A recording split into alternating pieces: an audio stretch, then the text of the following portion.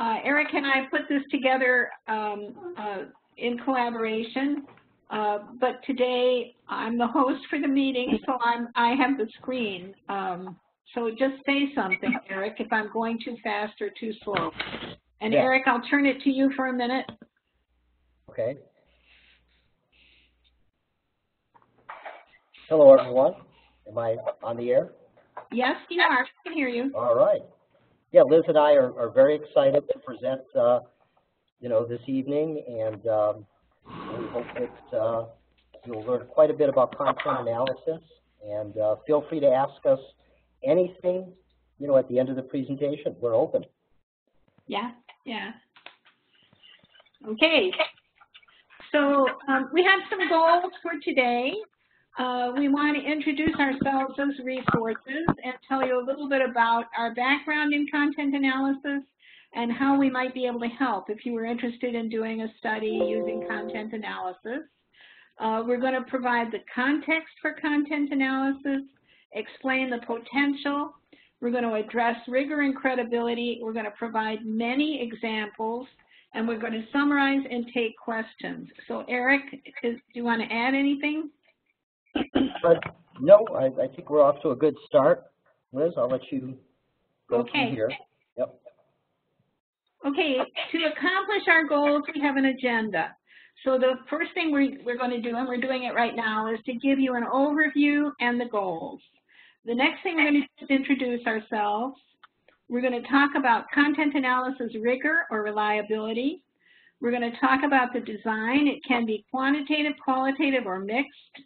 We have examples to share with you, and we have many examples, and we have resources to share. At the end, Erik already said we will be very happy to take questions. So, Erik, let me throw the ball your way. Okay. If I covered it, just nod, and I'll keep going. Okay. Yeah, so, content analysis really is divided into two categories. We've got quantitative and we have qualitative. It's very important to understand each, and then each also works based on what we call top-down and bottom-up. We'll explain a little bit more about that. But the designs depend on the questions that you're asking, and the content that you're investigating. And so, Liz and I intuitively know, based on our experience, that content is literally everywhere. Wherever we are, we can explore content. Now, typically, this is really more or less for newspapers and the media and the humanities when we're investigating and we're developing benchmarks. But we'll talk about that. One thing that you're going to have to develop is a coding book of definitions. In other words, this is the type of research where you really have to operationalize all of your definitions, because you're usually analyzing quite a bit of terminology and words. And so you want to carefully think about the design before you dive in. And, and we'll be able to provide you some good resources. There's good books out there on content analysis, that will work with you to show you how to use. And you can also think about the design possibilities, which are almost endless, in addition to thinking of those two things.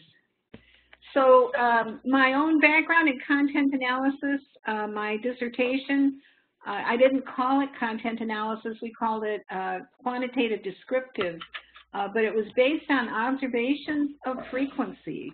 So I had overall 70 classrooms. We went into them 2 or 3 times and observed behavior. I had a code book from another researcher that I had permission to use. So I learned some of the principles of content analysis in my dissertation, and then I learned more in applications. So I read methodologists that published articles. I had some great coaches. Dr. Cabrici was one, and Erik was another. So we give Erik credit. Go ahead, Erik. Introduce yourself. There we go. We've been learning a lot from each other. Yeah, thanks. And so Liz and I, we've been able to complement each other because she really is more of the qualitative end and I'm the quantitative end. But my background began at Michigan State University when I began my master's degree in journalism, and I was told that my first class would be an economic journalism class. Well, for a journalist, that was really kind of dumbfounding for me because I thought, you know, I really didn't want to be associated with numbers. I want to write about events, right? So my very first class was quantitative journalism and what we need to know about quantities and measurements of information found. You know, for example, if we look at rap music, it's one thing to say that rap music has dirty language in it, but we need to benchmark and document what that dirty language is.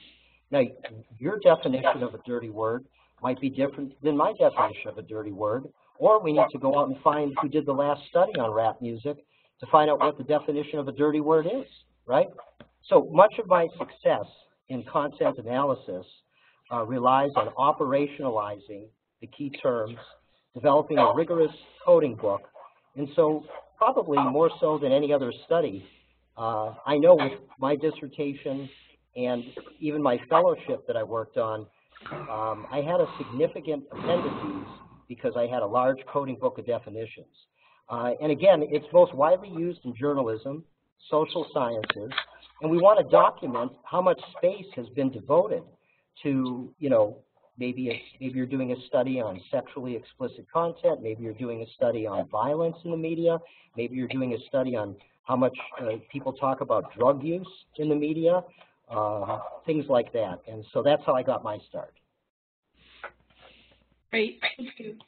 So one of the first things we wanted to say, and we've been saying it in an inductive way by giving you a lot of examples to this point in our presentation, but what we want to emphasize is content is everywhere. It's all around us. And when we were putting this together, at first I was thinking, well, maybe I should say technology supports content everywhere. But that would not be accurate. It's not just the things that we get online. It's everything that's been published. So posters on a wall represent content. Erik, do you want to add more to this idea about how much content surrounds us at every moment? Oh, you bet, you bet. You know, I like to look at the fact that, you know, if we think of publication, everything is published, right? You know, when you walk into a restaurant, you know, how many pictures do they have on the wall? How many posters? What kind of atmosphere are they setting in the restaurant? What kind of feng shui is out there to make you feel comfortable? You know, it's all content. So we're surrounded by content. When we get into our car, we could do a content analysis on the dashboard. How many buttons are there? You know, what's the ergonomics of the buttons? How far away are the buttons placed? You know, but of course, we'd have to have a reason to do that kind of a study, and we would want to tie it to the literature and have to have some meaning. So, but I agree with Liz. We're literally surrounded by a sea of content. And we've kind of been talking about this right along. The context of content analysis is most frequently to compare or benchmark media content in the humanities. Erik, do you want to say more? You were leading right up to this. Yeah, so, you know, when I did my dissertation, I was very curious to find out, for example, you know, and this was over 10 years ago at University of Phoenix. I was very curious to find out, you know, I saw that there were a lot of people publishing books on how to successfully teach online.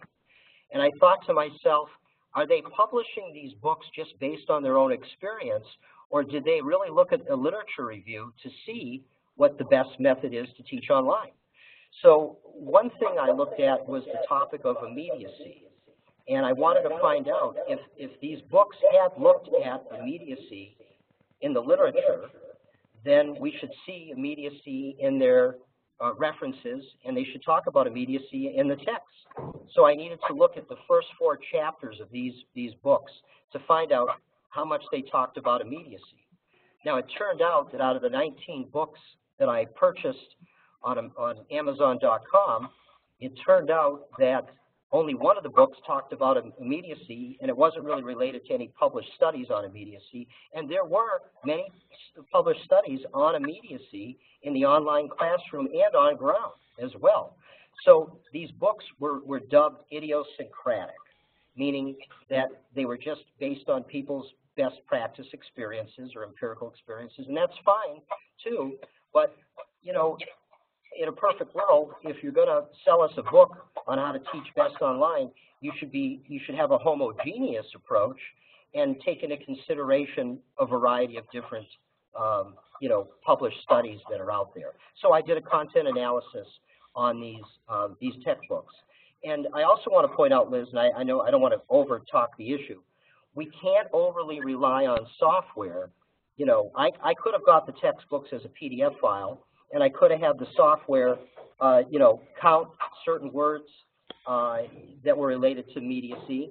But the bottom line is that the software can't do it all. You still have to do a lot of stuff by hand. Yeah. Just want to make that point. Oh, I'm in total agreement. Total agreement. So qualitative content analysis is very similar. Would use very similar approaches, very similar focuses, but also includes inductive reasoning. So the mixed methods include both. So we're going to give you many examples. Oh, and we want to remind you, top-down deductive starts with a principle and applies it. That's the beautifully developed code books, and they go in looking to match up the coding that they have already with the coding in the sample, and bottom-up inductive starts the data and develops a principle. So the coding might be developed out of the data. So then we get to talk about Quanti and Qualti, rigor and credibility. So Erik, do you want to start off? Yeah, so when we talk about the rigor of content analysis, it's a lot of operationalizing. You know, it's one thing for me to say that I want to find content related to immediacy. Well, what is immediacy? And who had the last definition of immediacy? And, you know, what words, what are the synonyms for immediacy? So we do a lot of work thinking up front with content analysis, a lot of strategizing and documenting. And then I needed to determine how many paragraphs are devoted to the topic.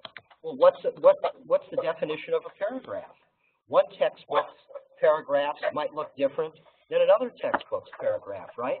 So all of this has to be kind of flushed out in the beginning and documented in your coding book of definitions.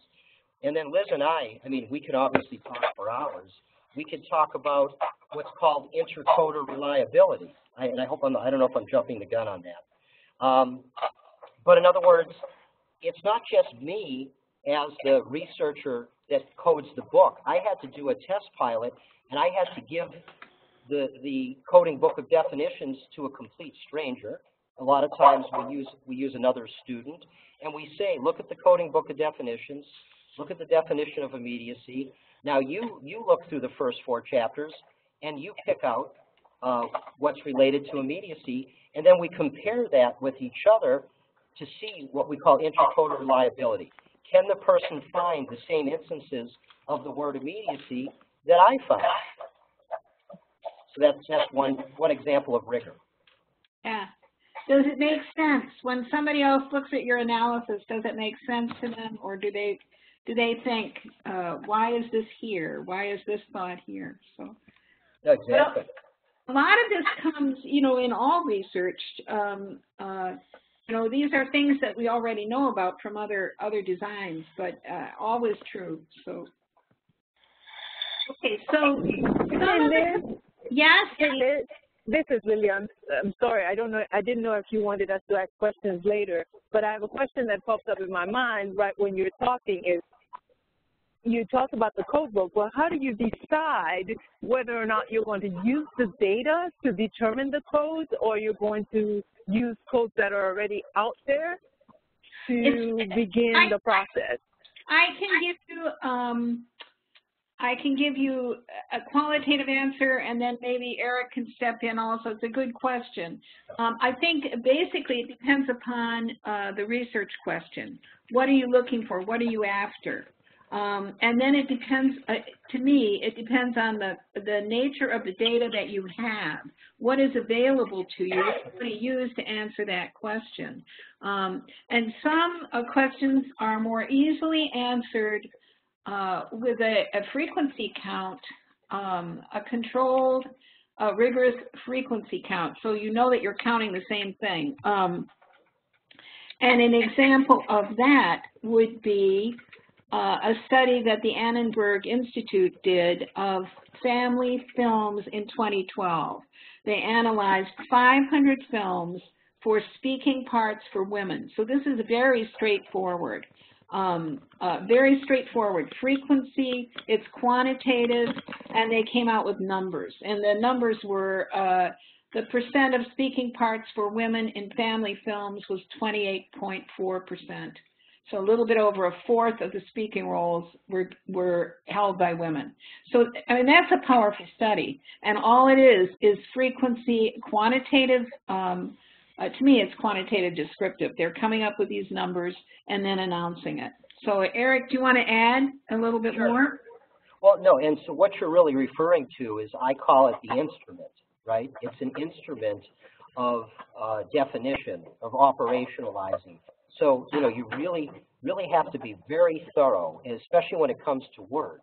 So, for example, my immediacy study, we determined, you know, at the time, you know, my chair, we determined that there were 21 words that were the synonym for immediacy, including words like propinquity. But, you know, who's going to write the word propinquity in a textbook about online teaching, right? Then we thought about closeness and proximity, because immediacy is related to closeness and people gravitating towards what they like, right? So, you know, if there's no scale out there, you have to create your own scale. You have to create your own instrument in some cases. Yeah. May I ask something? This is Armando. Can you hear me? Yeah, yes, Armando. Right. But isn't it true that it also needs some arbitration, especially I'm a quantitative guy, but I happen to be in a qualitative content analysis team, and I learned a lot from people that really knew what they were doing. And the way we did it, because it was a four-people project, so we did our own analysis, and each one of us found teams, and we consolidated those teams, and we review each other to arbitrate and see if indeed what I found was actually somebody else's opinions, that's what I found. And then we combine and we remove and we delete, and we come up with just the common themes along the proposal. I think that's when you have more than 2 or 3 or 4. But what happens when you're going to do a content analysis by yourself? Do you need an arbiter, somebody that take a look on your findings as well? So let me give a complicated answer. So a study that we have as an example is an analysis of the comments of family members who had provided music for their relatives who have dementia. So, and it followed a path very similar to what you're talking about, Armando. We had 5,000 words of text from 35 people. So we went through it. We must have gone through it maybe 10 or 12 times. And the process that you're talking about, adjudication, we did adjudicate. Whenever there was a difference, we adjudicated. And through that discussion, we were able to reach a consensus. Then we had the instrument that Erik is talking about, the difference being that it was inductively derived rather than, we didn't come in with the instrument, we developed it at the time, you know, on the site. So I'm hoping that makes sense, right? Yeah, well, and let me also add to that, Liz, that, you know, so on the quantitative side, especially, is that we want to remove as much bias as we can as possible, right? Because we're all born with prejudices and biases, and we want to, remove any fallacies about when we're analyzing data. We want to have clean, data. But your question's a good one, Armando, when you're asking if you're doing it by yourself. And so my answer would be, I would document it with the pilot study, and I would have intercoder reliability. Maybe I would have 3 people doing the intercoder reliability, as well, because we might determine that, maybe we didn't define, maybe I didn't define it right, and so people can't pick out what we need to have picked out. So that's when we would look, I think, with the pilot studies, as an example. Okay, so we'll keep going, Armando, and hope that we gave a good answer to good questions. So, so the advantages of content analysis, it's flexible, it stands alone, it combines with other designs, and it provides extremely flexible access. You can use visual as well as verbal analysis. You can gain access to hard-to-reach populations. It's unobtrusive. So it has a lot of advantages. Yes? Is there another question? Okay. We're going to take that as a no. Keep going. So content analysis is, we use whatever data is available. You're usually looking at, data or published information content that's out there. So Liz has eloquently listed examples of posters on a wall, newspaper articles. But let's say you want to document how many environmental stories are published in your daily newspaper, right? You have to define what's an environmental story. Is it just stories that have the word environment in it? Should we be looking at the headline? And the other thing that we'll talk about a little later is something called prominence. And it's very important, and I think it's kind of maybe overlooked in the qualitative side. But where something is published or where the content is found has a direct significance on how prominently it might be viewed.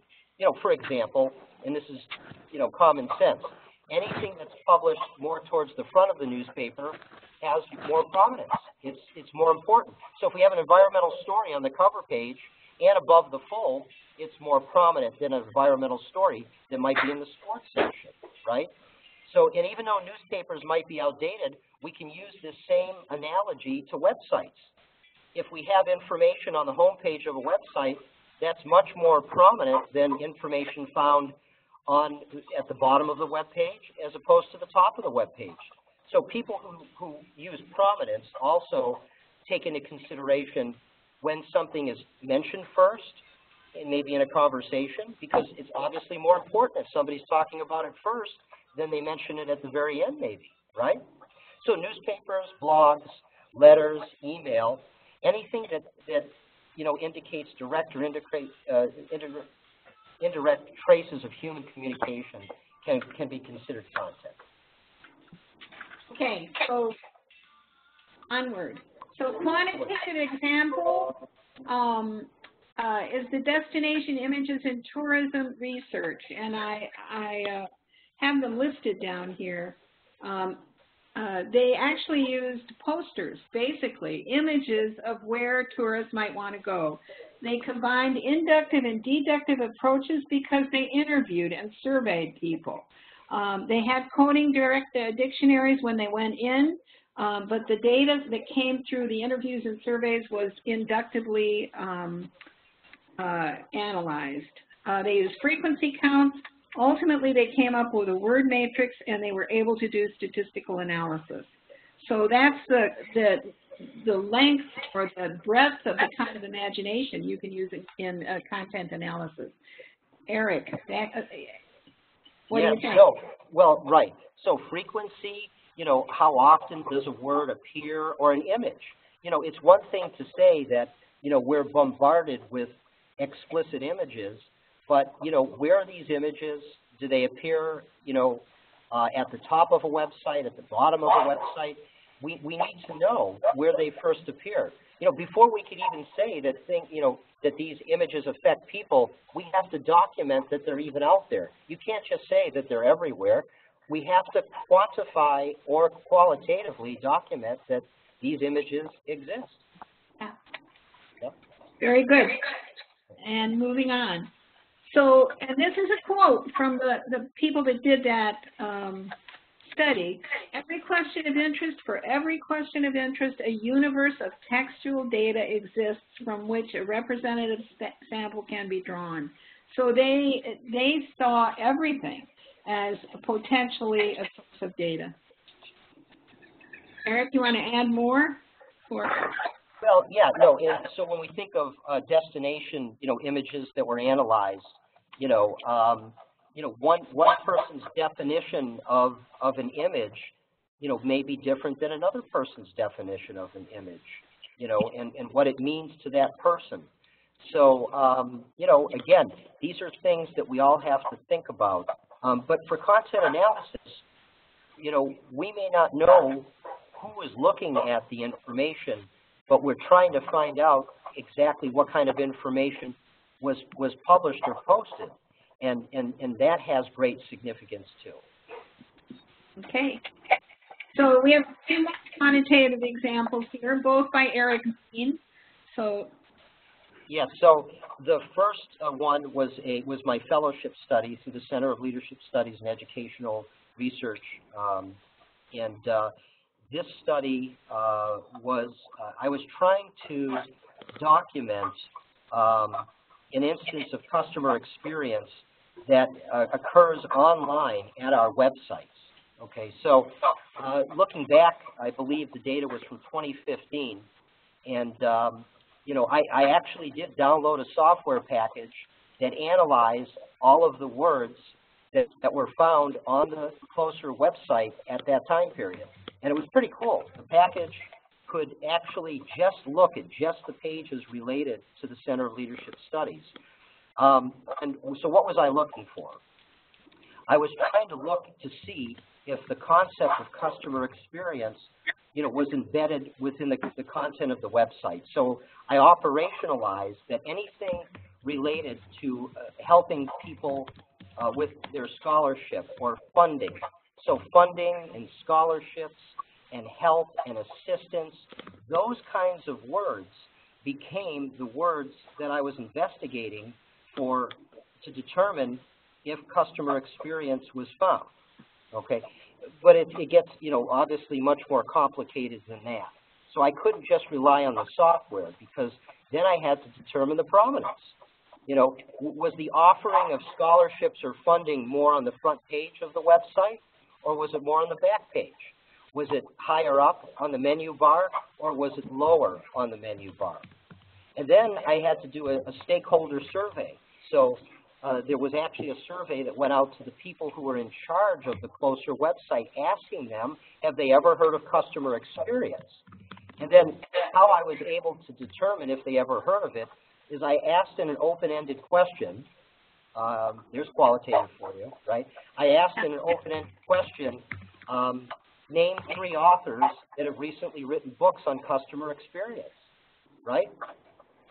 So if they could name any author that wrote about customer experience, then we could assume that they were aware of customer experience principles. So that was that first study. And then the second study was the one that I've been talking about since the start of the webinar, and that was my dissertation. Okay. Okay, I'll go on. So qualitative example, the content analysis works within a case study.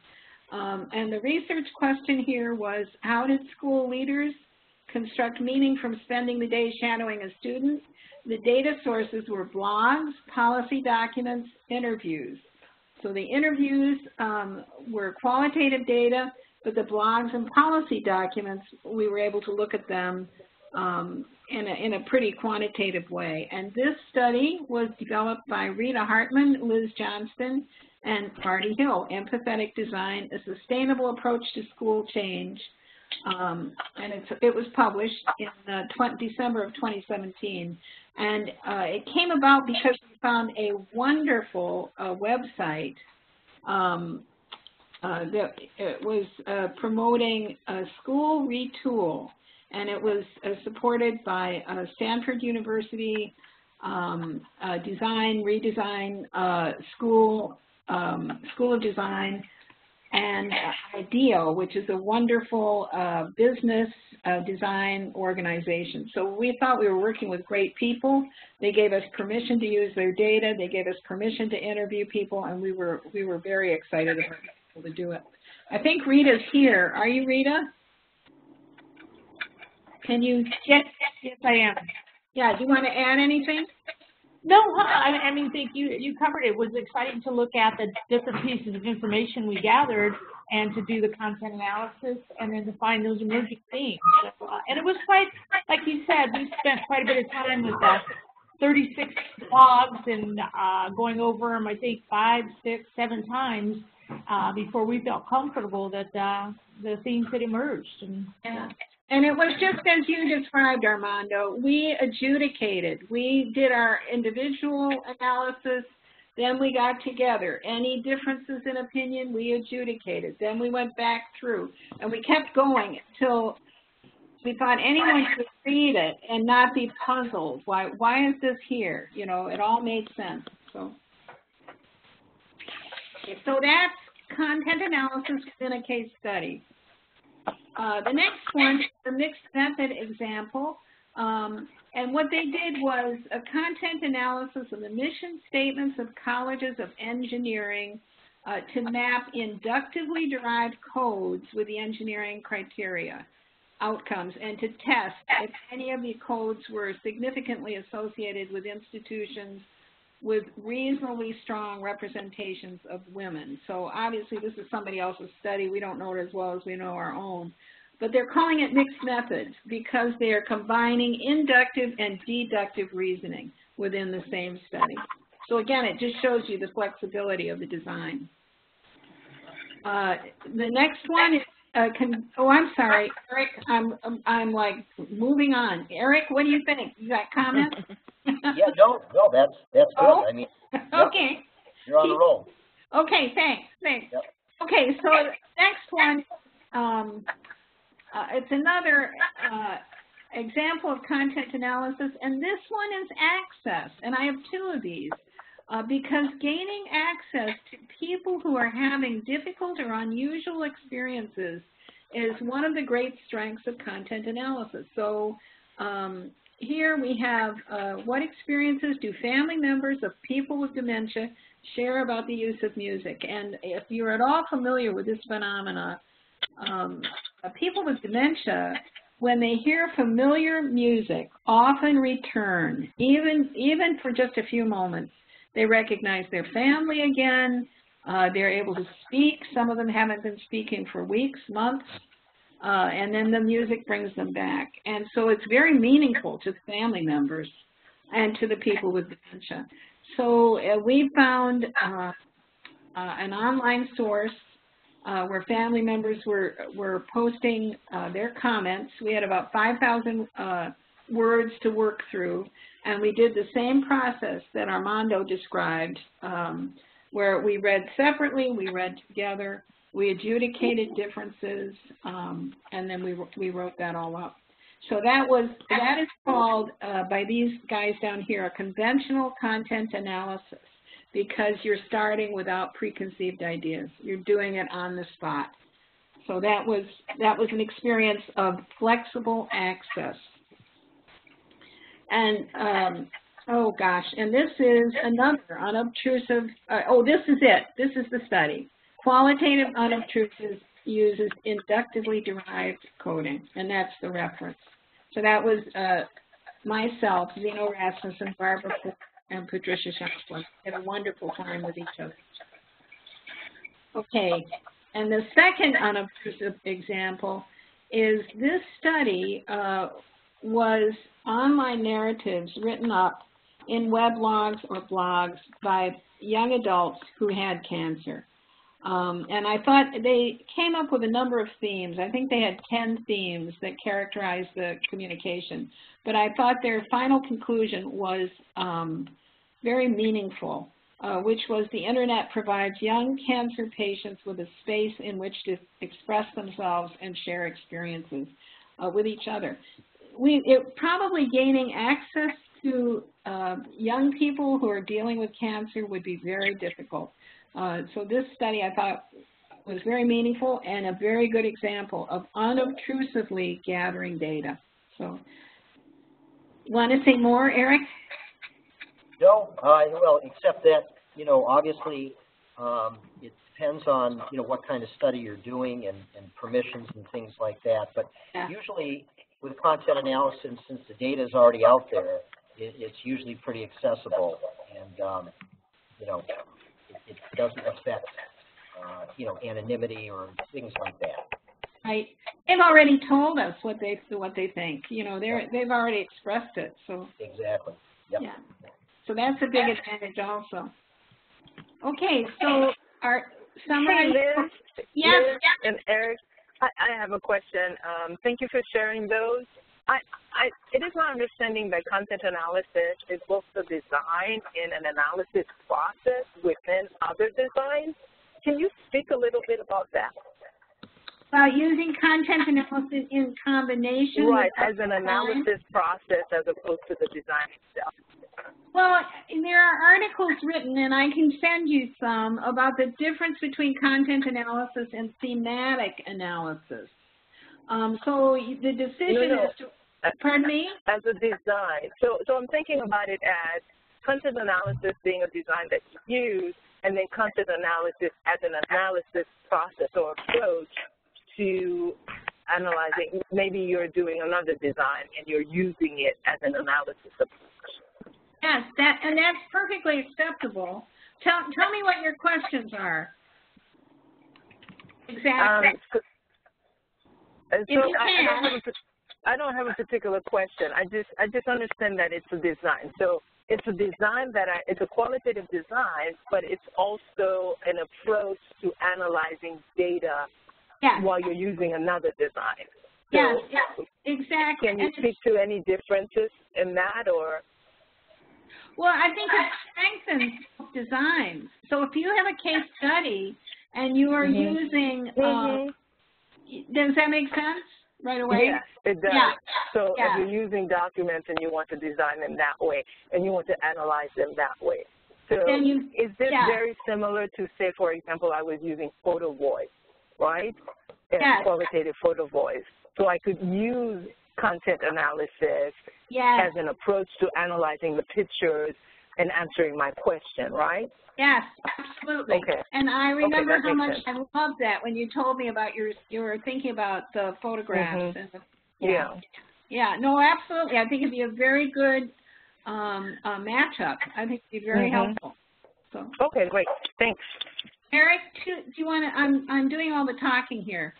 No, that's okay. Well, okay. So in summary, the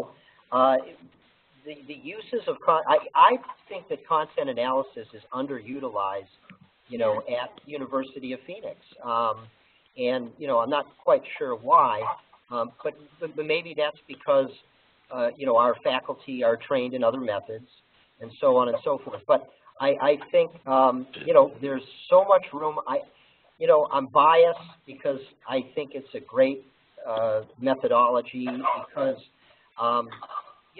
you can really get in depth and really find out, the meaning of what's out there, and instead of just assuming what's out there. And that's what makes content analysis interesting. Also, I think that there's room in content analysis, for the methodology to be improved. It's, because we have so many millennials think that the computer can do everything, and the truth of the matter is the computer can't do everything. In vivo, can't look at everything, and you need to do some things manually, and that's where you've got to make sure that the rigor is tight and so forth. But yeah, the design can stand alone or work with others. Rigor and credibility are very important. There's a lot of flexible applications. and it's flexible because, you know, content is all around. So I think that there's room for any doctoral students, you know, depending upon what it is that they want to research. Certainly room in education, humanities, in business, to determine, you know, what kind of content is influencing the business world, what kind of content is influencing the educational world, what we see on TV, radio, the internet. And so I think there's a lot of applications. And maybe a year and a half ago, I think. Liz, there is a question that was posted by Elizabeth Young. Oh, thank you, Cheryl. Go ahead. Can you read it? Yes, it says, when we do faculty team studies, collaboration on the themes is relatively easy to do. How can students doing their content analysis results be as elaborate as when we do a study? I think actually Erik addressed that when Armando was asking how would you do it if you were just alone. Okay, I'm just so, and as I recall, and Erik jumped in here, but he was saying maybe a pilot. I'm in a meeting. Well, Okay, talk to you later. two things. We're getting a little background noise. I don't know if somebody's on the road. But, yeah, two things.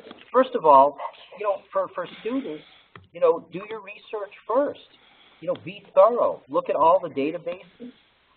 You know, ProQuest, EBSCO, the Alton B. Stevenson Company database. You know, look at Nexus, Lexis. Look at any peer-reviewed studies. See if there's already operational definitions out there for the words that you might be looking at, you know, in the content.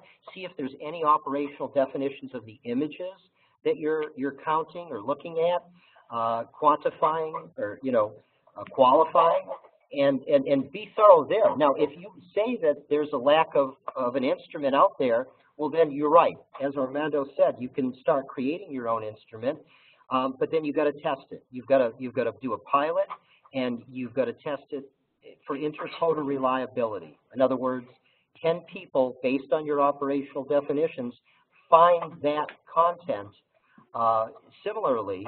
You know, and usually there's a percent plus or minus. You know, it's not going to be perfect, and then so you need to test it, pilot it. Yeah.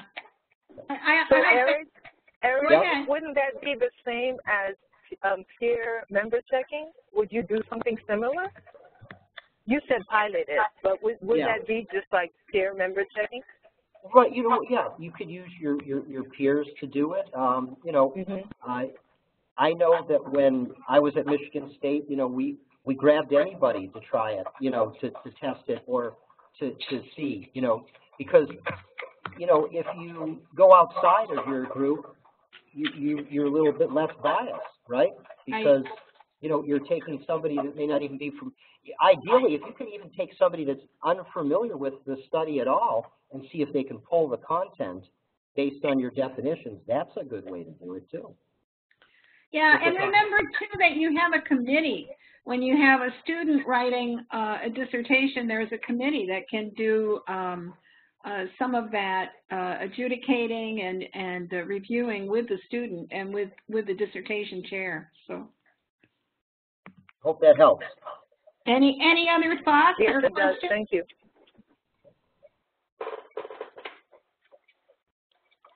We'll take anything. We're not picky. We've got some wonderful resources at the end too. Some wonderful textbooks for both the quantitative and qualitative side. Yeah, we can go on. So we hope you've seen some of the advantages, some of the strengths, some of the flexibility, and then we have resources to recommend to you. Do you want to comment on Creswell, Erik? Well, you know, Creswell is really, you know, out of all the researchers, he's the most prominent, probably, you know, and most prolific because, you know, he's been so intertwined with mixed methods and so forth. And so, you know, I think he's a perfect example of who to go to as far as formulating questions and you know, and what do we want to ask, you know, what kind of answers are we looking for. But I still gravitate towards those, you know, who do specialize in content analysis, and we've got some, you know, resources in here you'll see moving on. Because the content analysis folks, you know, specifically, you know, can give you much more information, particularly on the quantitative end, because that is a little bit of a special art. So the next two are qualitative resources, and Mayring in the year 2000 really opened up content analysis to qualitative researchers. It was actually a quantitative study or quantitative design first, and then Mayring wrote that qualitative methods could be applied and might be very valuable. The people right above him, I can't pronounce his name, but and Shannon, they had three approaches, three different ways to analyze qualitative content or to use a qualitative analytic approach to content, and it was conventional, directed, and summative. Conventional is open, inductive. Directed, you're working from a model from the literature, and summative is you're looking to summarize what you've found in the text. So those are good resources. And take it away, Erik. Yeah. So one at the top, you know, was my master's thesis chair. Well, he was a committee member, Stephen Lacey. And, you know, Michigan State's School of Journalism, you know, is one of the top journalism schools for research. And so analyzing media messages using quantitative content analysis. This was updated in 2013, so there is a 2013 edition, you know, as well. But they really get at the heart of you know, frequency, measuring things. And measuring things, you know, if you're measuring things on a computer screen, you have to know, well, what's the resolution of the computer screen? And you have to make sure it's consistent. And, you know, how big is the font that you're looking at, the text size? You know, all of those variables, if you don't carefully operationalize all those things, you might be getting bad data because you didn't think about that. And back in the day, I date myself here, you know, I was doing a content analysis on microfilm. Well, I had to make sure that all the microfilm machines were set at the same zoom, right? And, you know, and then looking if I'm measuring square inches and things like that. So anyway, that's a good resource. And there's this next resource, Facilitating Content Analysis and Tourism Research. I know Liz knows a little bit about that from her study. Yeah, it's just, we talked about it during the discussion, but they too have a lot to say about their methodology. It's well worth reading because it could give you a sense of a direction in content analysis. And I can comment on Twining also. Twining wrote this up for Elsevier on conducting and reporting on qualitative studies. It's really very thorough, and it gives a lot of guidance on how to establish credibility within qualitative studies. And then this last one, well, this last one is really fascinating because what they're doing is a content analysis of published articles in educational journals. You know, what kind of content do they contain? What kind of figures and information? And, you know, we may think that it's quite obvious, but, you know, each educational journal could differ considerably about what they feel is more prominent, you know, what kind of space they devote to a particular educational topic, and all of those things can be measured, you know, with content analysis. We have Elizabeth Young is raising a hand, so can you speak, Elizabeth? Can you hear me? I don't know if I'm on mute or not. I can hear you. I can hear you. Yes. Okay. I just wanted to say that this was all news to me about. I'm talking now about when we have our when we're chair people of our student studies. It's all new to me that we can have actual hand in helping them to do analysis and have the committee help do the analysis. And then even I think it was kind of suggested that, you know, other people can also be involved in doing the content analysis. That's all new to me because I have never allowed that because I didn't think that we were allowed to allow that. But one of my students just finished, one of my Navy SEAL guys. He did a fantastic case study using content analysis, and he used Creswell's model. And he said that what helped him is the incubation period, which I think was step 3 in Creswell. It could be 4, I'm not sure. I think it was 3.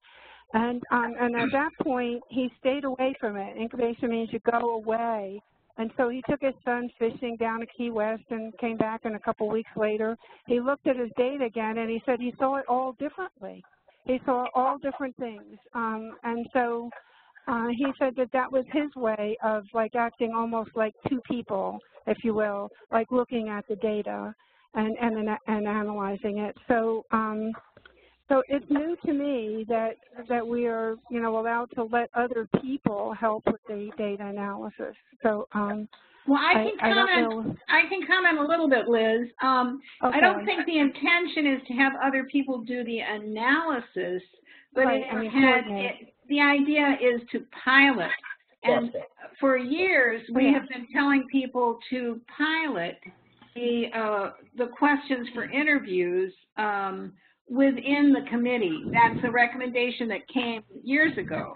So it's not developed. They're not doing the analysis, but they could be a pilot, and that helps to validate.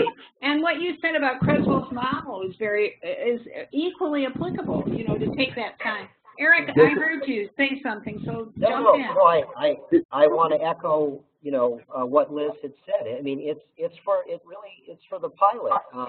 You know, to have the committee members be a part of that, and then have the doctoral student do the analysis, because they're trying to get the real world research experience.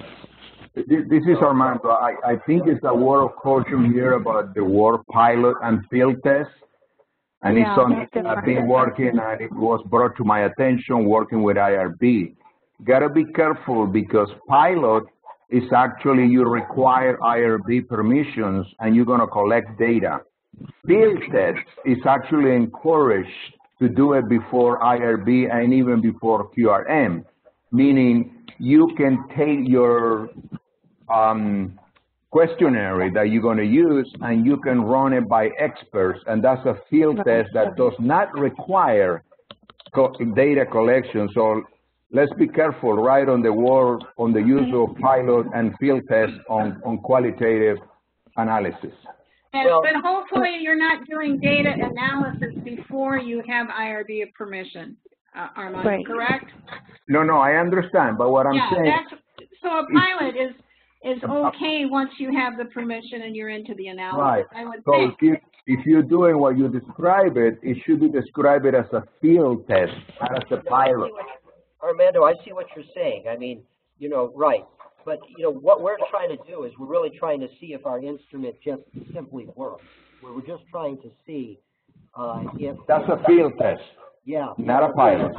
Right. Yeah. And it could be, you know, where we've learned it from. I've always learned it as a pilot, but you're right. If the school has distinct terminology for that, then the differences should be discerned. I agree. Oh, yeah, the differences are very important. I'm not trying to say otherwise, but I'm trying to say I think either could be helpful. So, Liz, it's Liz again. So then for the field test, which I agree with Armando, you know, and what we've been told is that the field test is really using experts to see if the research questions, that the interview questions match up with the interview questions, and et cetera, et cetera. And so it's just kind of like another one of us looking at it, actually, to validate it. But then are you saying that that after we do that, then after we get permission to do the study, that the student can do a pilot study and get data and have somebody look at that? That's what I'm not sure of what you're saying. I think that's appropriate. I'll ask Erik. But I mean, I've had studies where students do that. They do a field test to make sure the interview questions are working before they have permission. We submit them to IRB. They come back, and we do a pilot, and in which we gather data, and then they decide, okay, this really works well. No, I agree. I agree. I mean, both can be very helpful. Excuse me, go ahead, Erik. Go ahead. Quite frankly, I have never worked on a content analysis with students from, University of Phoenix at this point. But you're right. I mean, we have to follow within the guidelines of the IRB. Yeah. Yep. And using the terms carefully, I think you're right, Armando. You have to be very careful, or people get, worried. So. But the important thing to know is that it's very much a valid methodology that can be a useful world to a whole brand new set of doctoral students, who are very inquisitive and want to know about what kind of content is around them. So, in closing. Okay, so I think we've got one more. And this is, I put it in here just at the last minute because I mentioned it, the gender inequality in 500 popular films. So, it's a content analysis. So, okay, so I think that's our study. But again, any more questions? We'd love to hear them. Liz, this is Phil Davidson. Can you hear me? Yes, I can. I apologize if I had to step out for just a little bit. I may have missed this. But I'm using a software tool called Tableau, which allows me to collect data from, like, Facebook, where I can collect all of the data, petabytes of data, and visualize that from Facebook and do content analysis in that form, and they can filter the types of content. Did you all talk about that? We didn't talk about that specific software, Erik? Well, not... Yeah, there's other software. Right. So we didn't talk about that specific software, but what we did talk about is that you've got to be careful with software. Software can be problematic. You've got to have a really strong, coding book of definitions and operationalize, what it is that you're looking for. The more in-depth your coding book of definition is, and the stronger it is, once you let the software do its thing, then you have to compare it to what you've operationalized in your coding book of definition. You'll have a much more rigorous study out there if you put in a lot of time, operationalizing what it is that you're looking for in Facebook. Okay. All right. Yep. Thank you. Yep. Okay. We love these questions. So, Elizabeth, I see your hand is up again. Elizabeth Young. Hi. Yes. Am I on speaker now? Yes. Okay. I don't, again, like Phil, although I didn't leave the room, but I was wondering if you did say something earlier about the difference between thematic analysis and content analysis. I always refer to it as content analysis, but what would be the difference, and when would you use thematic analysis if there is a difference? Well, the differences are very slight is the problem. What I can do is send you several articles on the topic, Elizabeth, and they can tell you better than I can. So there's arguing back and forth. Is it thematic? Is it content analysis? So to me, I think content analysis is much more related to frequency. Thematic, they're looking for underlying meaning and trying to group things by meaning. I think content analysis also can look for meaning, but works primarily from frequencies. But that's like shorthand, and anyone that wants to add something can do so. Well, content analysis, is benchmarking, at its very surface. We want to develop a benchmark. How much of this do we see? How prominent is it? Do we see it? And what could it possibly be related to? Now, themes, is probably maybe below the surface level, a little bit more of a deep dive after we've found out, what content we're looking at. That makes sense.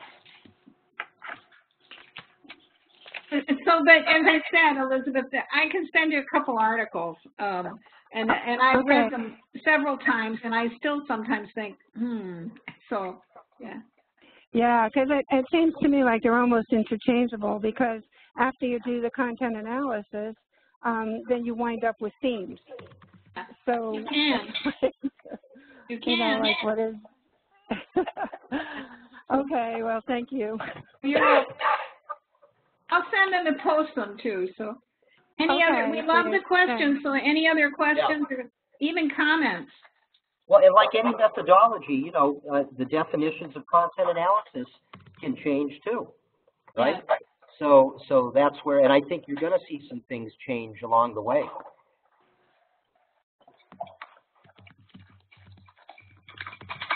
Hi, Dr. Johnston. This is Dr. Imani Akin. Can you hear me? Yes, I can. How are you, Dr. Akin? I am well. You are still my favorite. Oh, thank you. So I have a question. I'm listening and reflecting on what you and Dr. Bean were saying about content analysis, and I have a student who's almost ready, and she's thinking about. I tried to take the student's idea and make it happen, and not try to redirect them or try to switch them at all. But it seems like now what just being at your webinar made me kind of clearer on what I can offer her. And what she wanted to do was examine professional associations because she thought that professional educator associations has a obligation to support teachers and providing evidence and conducting evidence-based lessons. So, you know, I've been trying to, you know, get into her thoughts and ask her the right questions to figure out, you know, her thoughts. What is she thinking? And so she wants to go. She had a list of professional associations, and she wanted to examine. She wanted to go into their website. She wanted to look into their you know, journals and magazines they put out, and she wanted to see where and how they provided this type of information. So thinking about all of the things, the items, the sources that you and Dr. Bean count as content analysis, I'm thinking that might be a direction a design she might use. I agree. Can you tell me her research question? What is it? You were giving me kind of the context, so I got an idea. Does she have a question yet? Right. Her research, right, she's still developing those because they switched her from another person to me, so I'm trying to help her regroup. But her research questions were, and I'm just kind of off the top of my head, what evidence exists that professional educated associations are providing evidence, the resources that teachers need to remain compliant, you know, something to that effect. I think that they should be. Oh, I'm sorry. Go ahead. I know that when she and I talked, she kept saying, no, they should be. What is their role in making sure, you know, we're paying a lot for these associations, you know, we go to their conferences, and so evidence-based, she thought they had a role and that they had an obligation, and that's what she wanted to do, go into and do a dive. And I thought, this might be content analysis. Well, you know what? I mean, really, you'd be looking at anything that was published on that topic, right?